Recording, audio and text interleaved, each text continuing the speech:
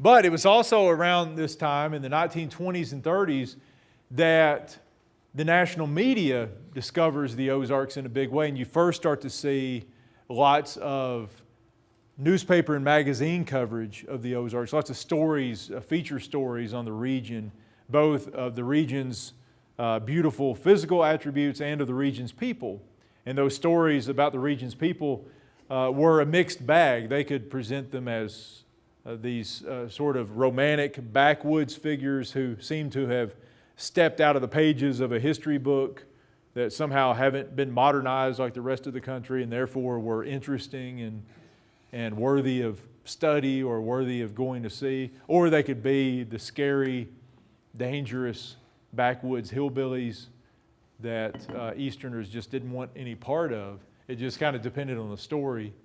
And there were lots and lots of these magazine and newspaper stories beginning in the late 1920s when America discovers the Ozarks and the log cabin people of the Ozarks.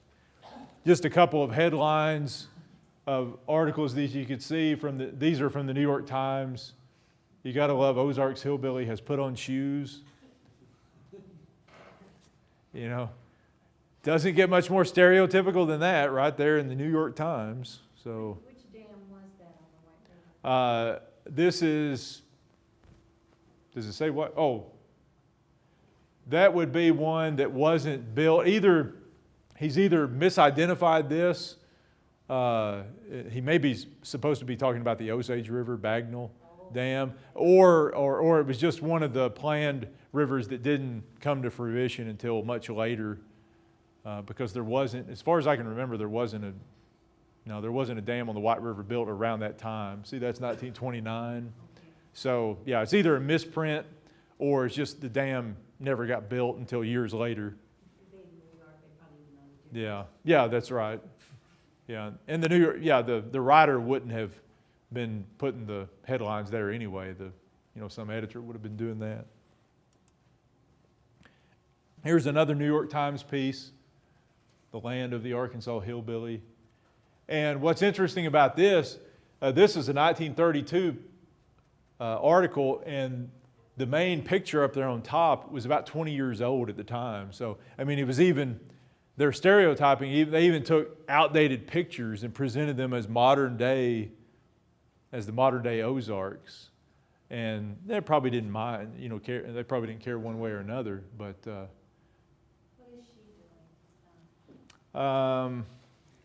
Let's see. I think she's carding. I think it says carding wool. So if you know if you've ever seen anybody carding wool, like at Silver Dollar City or something like that, pulling the wool over those sticky cards.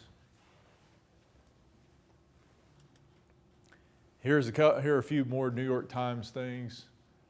And that idea up there, the headline, where the 18th century lives on, that was a very popular and romantic idea that people had of Appalachia and the Ozarks in those days, that these were places that had not kept up with the times, and that the people lived basically like our ancestors lived. And if you wanted to see how your ancestors lived, just go to Appalachia or the Ozarks. They called them the contemporary ancestors. That was the phrase that was sometimes used. And again, you could find places like that in the Ozarks, but for the most part, that was more of an invention of creative writers than anything else. Of course, there were other more or less romantic images.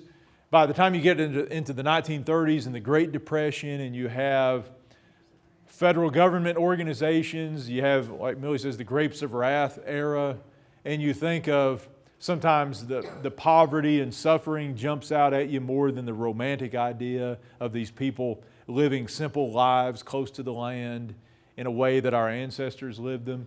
And in the 1930s, you get lots of government-funded photographers taking pictures in the Ozarks that didn't quite look as romantic as some of the earlier pictures looked, that often captured the forlorn, suffering. And this is an example. That's a picture that some of you may have seen, one of the more famous images of the Depression. They can't be too far off. They got care. Right. Yeah, that's a good point, Daniel. It's a picture of Ozarks poverty, but they do have a car that they're sitting in, and not everybody would have. But I guess you could say, well, maybe they spent the rest of the money that they had on this car, and it's kind of like the Jodes did in the Grapes of Wrath, to get somewhere, to get out of the Ozarks, and maybe that's what they're trying to do. We really don't know what's going on. We just have a picture, and we all kind of fill in the backstory ourselves looking at that. But it gives you a different image of the region. Here's another one. These are both photographs that were taken in the Ozarks. Now, FSA stands for, The Farm Security Administration. but for the arts, Now, the WPA had the arts program. Yeah, a lot of the yeah, there were. Thomas Hart Benton. Right, there were different New Deal programs that did things like hire photographers to go out and stuff like that. These just happen to be Farm Security Administration photographs, but other administrations hired photographers too. And what you're talking about, the arts program, it was a WPA, the Works Progress Administration program, where they would hire out-of-work artists or actors and stuff like that, and they would, do various things. Again, just trying to get people work, trying to funnel money into the economy, that kind of prime the pump, as they called it in the 1930s. But here you can see a picture of kind of abject poverty. The log house here still has the bark on it.